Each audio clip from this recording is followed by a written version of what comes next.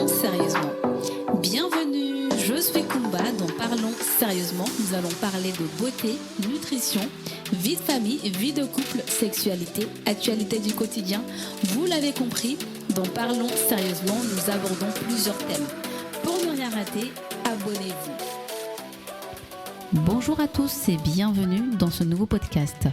Aujourd'hui, nous allons parler du Botox. Avant de commencer le sujet, je vais vous expliquer l'histoire du Botox. Qu'est-ce que c'est le Botox en réalité ? Le Botox, c'est la toxine botulique qui est devenue le nom commercialisé Botox. C'est un médicament dont la fonction est de provoquer le relâchement des muscles en empêchant la transmission du signal nerveux à l'origine de la contraction musculaire.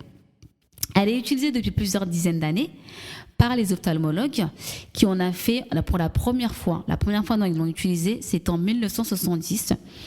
Ils l'utilisent à la fois chez les adultes et chez l'enfant. Par exemple, dans la prise en charge des strabismes, c'est un traitement fiable dont la sécurité a été largement démontrée. La toxine botulique, qui est le Botox, permet donc de diminuer les mouvements du visage à l'origine de l'apparition des rides. Elle ne peut pas combler les rides ou les creux du visage. Pour cela, on utilise plutôt de l'acide hyaluronique. Ça, je vous ai fait un podcast concernant tout ce qui est injection sur l'acide hyaluronique. Je vous mettrai le lien aussi en barre d'infos pour celles qui ne l'ont pas encore écouté. L'action du Botox, ce qu'il faut savoir, elle est temporaire.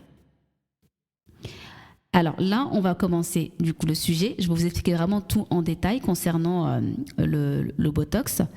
Le Botox, ce qu'il faut savoir, c'est que c'est le geste esthétique du visage le plus pratiqué au monde depuis 15 ans aux États-Unis et 13 ans en France. Les injections de Botox ou toxines botuliques visent à réduire les rides d'expression, surtout sur la partie haute du visage. Ce qu'il faut savoir, ce qui est très important, c'est vraiment le choix de votre chirurgien. C'est ce qui va vraiment faire la différence si vous voulez vraiment avoir un résultat impeccable et surtout pas avoir un résultat qui ne fiche pas. Ça, c'est vraiment très important pour ne pas avoir un résultat catastrophique. Le Botox, qu'est-ce que c'est ? Comment ça marche ? Comme son nom l'indique, le Botox est un dérivé de la toxine botulique produit par la bactérie à l'origine du botulisme.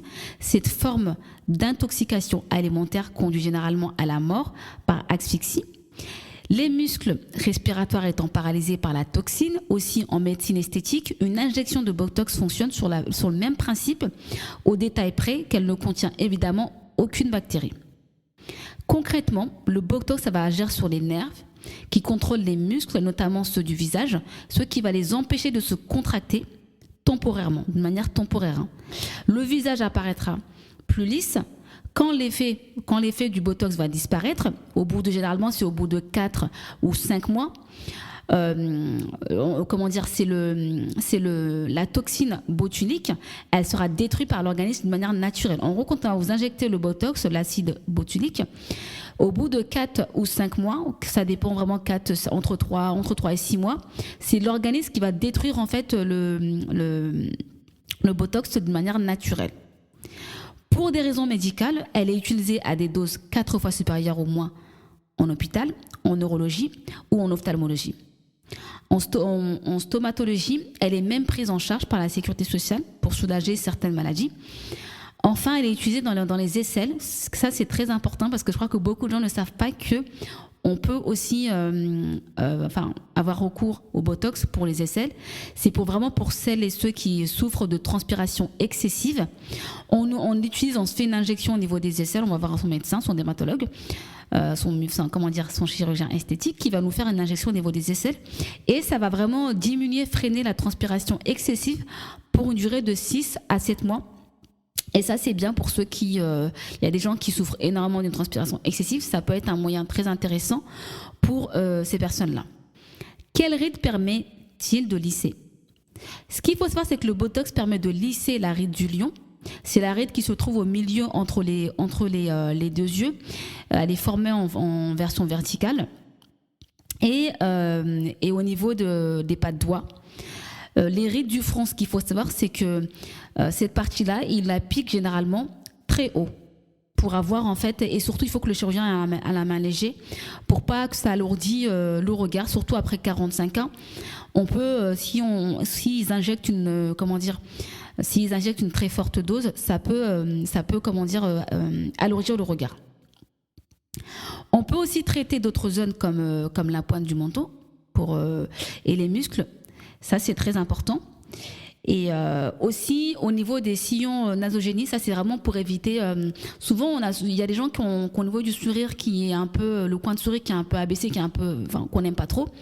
Et bien ça permet en fait d'éviter d'abaisser le coin de sourire quand ils font l'injection à cet endroit-là. Quelles sont les contre-indications ? Ce qu'il faut savoir, c'est qu'il n'y a pas vraiment beaucoup de contre-indications concernant l'injection au Botox.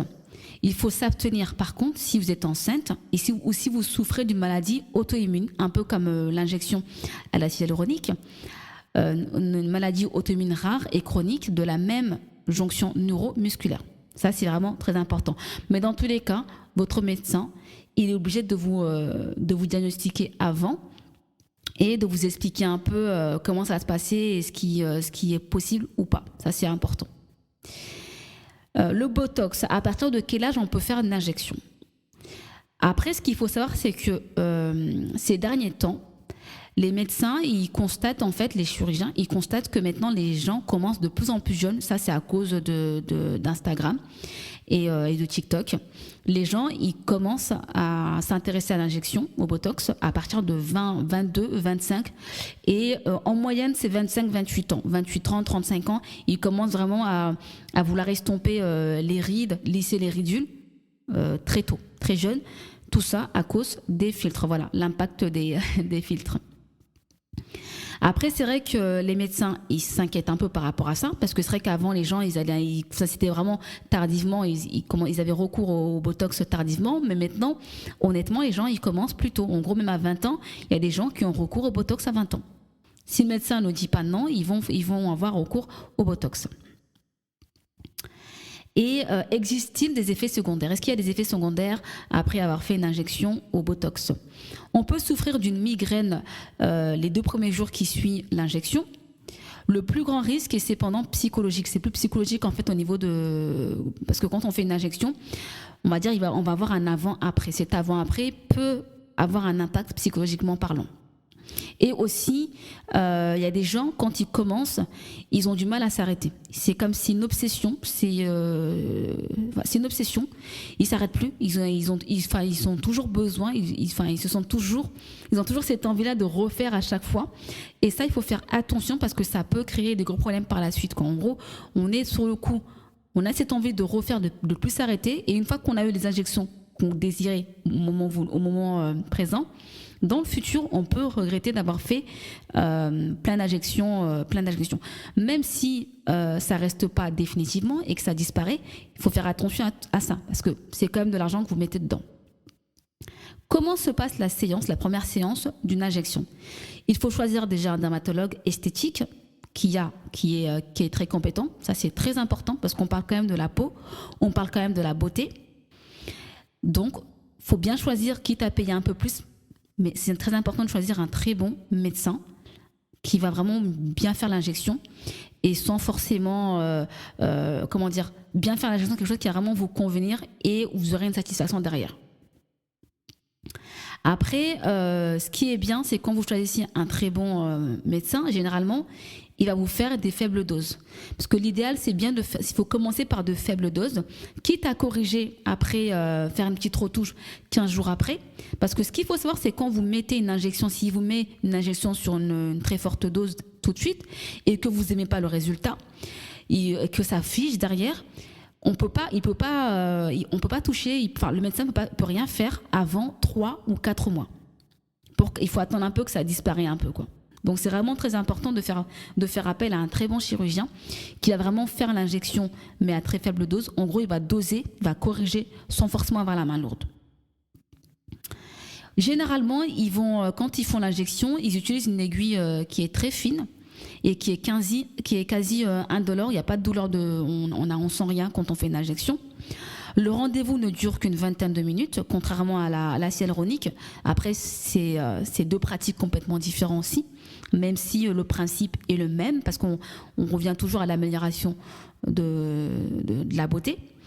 Mais ça prend moins de temps que l'acide hyaluronique. Alors, ce qu'il faut savoir, ce qui est important, si vous posez des questions, est-ce que je peux reprendre l'activité après avoir fait une injection? Oui, vous pouvez reprendre votre activité après avoir fait votre injection. Il n'y a pas vraiment de problème là-dessus. Après, la seule chose, c'est que vous pouvez avoir des bleus, l'endroit où vous avez eu de l'injection. Par contre, important, ne touchez pas l'endroit où vous avez eu l'injection, ne soyez pas tenté à frotter ou à masser l'endroit. Vous la laissez tel quel. Après, ce que vous pouvez faire, c'est de mettre de l'huile essentielle d'hélicris, ou la crème Cicaplast. Dans tous les cas, le médecin il va vous dire un peu tout ce qu'il y a à faire concernant les choses, l'huile à mettre ou la crème à mettre après.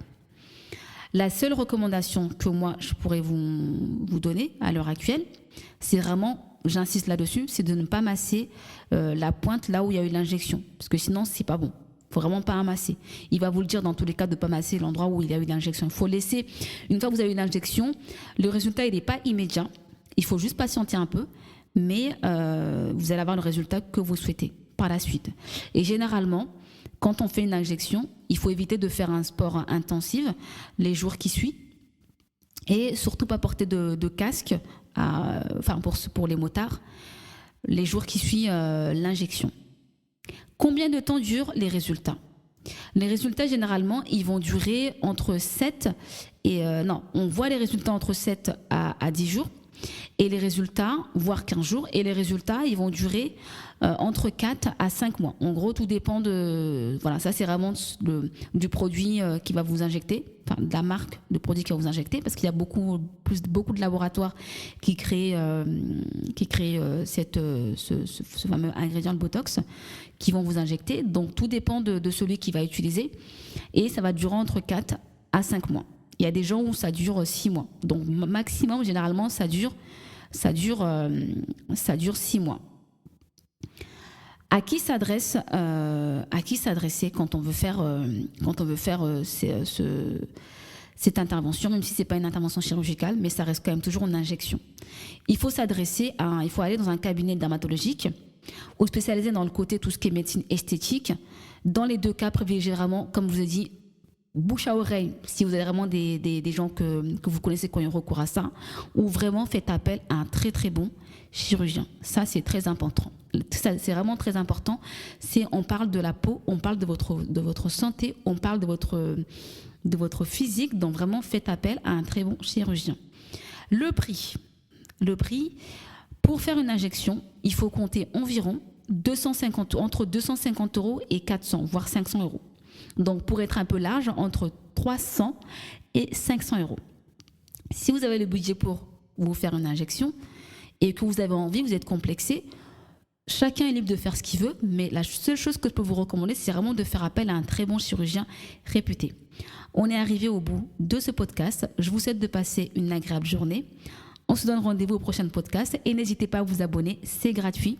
Surtout, n'hésitez pas à laisser des commentaires si vous avez aimé ce podcast et surtout aussi de me laisser des petits messages, de m'écrire. Je vous mettrai encore mon adresse email en barre d'infos pour que vous puissiez m'écrire, vous me posez vos questions et si vous avez des sujets que vous souhaiterez que je traite, vous aurez la possibilité de m'écrire afin que moi je puisse préparer le sujet et faire un podcast là-dessus. Passez une très bonne journée. Au revoir.